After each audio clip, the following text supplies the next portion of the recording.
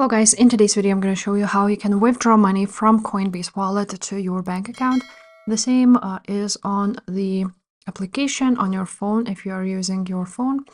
So once you are here, you want to go ahead on your assets and you want to go ahead and convert to euros or to USD, whatever currency you are using yourself. So for example, if you have some crypto, you want to go ahead and sell it to euros. And after you will do this, on your assets, you will see that you have a balance of cash available. And then you will be able to go ahead and click withdraw.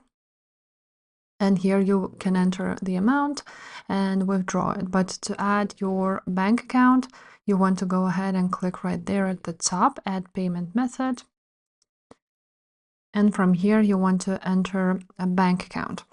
So for me, it's Euro bank account, but you can add any bank account that can make and accept SEPA payments. And once completed, you can instantly buy and sell. So click on this one. Go ahead and continue. Just please read what they write here. And here you have it. Now you will enter your bank name, IBAN, and BIC or SWIFT code, and verify your account just like so. And then you will be able to withdraw from here to your bank account. If this video was helpful, make sure to subscribe, and I will see you next time. Bye.